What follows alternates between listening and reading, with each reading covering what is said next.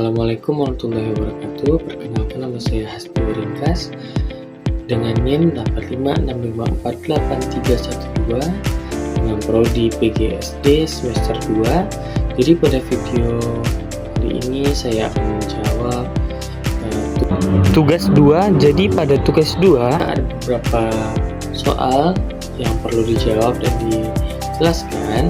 Jadi langsung saja saya jawab yang pertama. Baiklah, jadi filsafat ilmu itu berperan sebagai pengawas. Pendidik yang tidak berlandaskan filsafat akan mudah goyang oleh tren sesaat saja.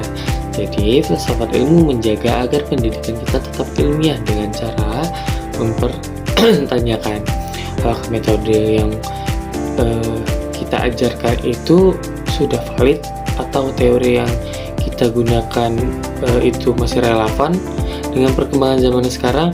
Nah, dengan adanya filsafat, ilmu pendidikan tidak sekedar jadi tumpuan teori, tetapi menjadi ilmu yang memiliki eksistensi kuat, bisa diuji dan selalu berusaha mencari kebenaran demi kemasalahan manusia.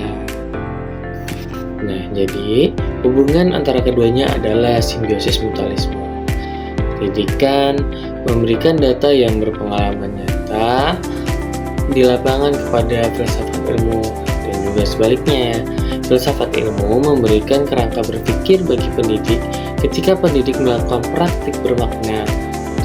Misalnya nih, mengintegrasikan nilai etika dalam pembelajaran sains. Praktik ini menjadi bahan pemikiran bagi filsuf ilmu untuk merumuskan teori baru yang lebih manusiawi. Jadi, filsafat memperbaiki pendidikan dan pendidikan memperkaya filsafat.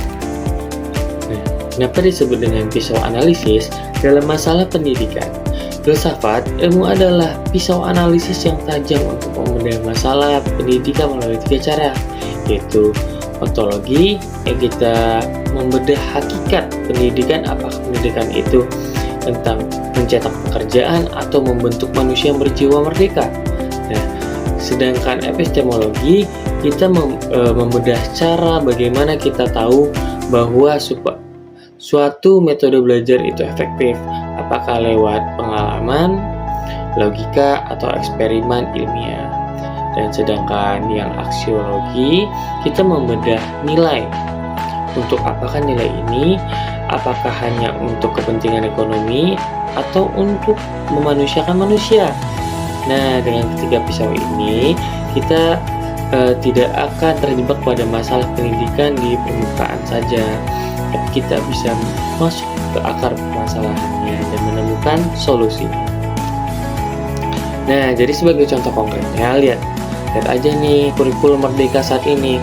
Secara filsafat, ini adalah penerapan aksiologi yang menerapkan pada keunikan tiap siswa, bukan lagi hanya satu ukuran untuk semua.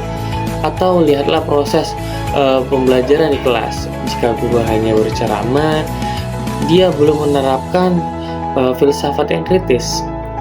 Namun jika guru memancing diskusi, ada pemantik, bertanya mengapa, dan mengajak siswa untuk berpikir reflektif, nah maka guru tersebut sudah menerapkan filsafat ilmu dalam praktik mengajar yang sesungguhnya. Nah, sebagai penutup, saya ada sedikit tambahan, yaitu filsafat ilmu menjadikan pendidik kita lebih dari sekedar aktivitas formal. Ia mengubah pendidik menjadi pemikir dan siswa menjadi insan yang lebih kritis. Nah, jadi mari kita sadari bahwa setiap kali kita mengajar atau belajar, kita sedang menjalankan sebuah proses filosofi yang sangat.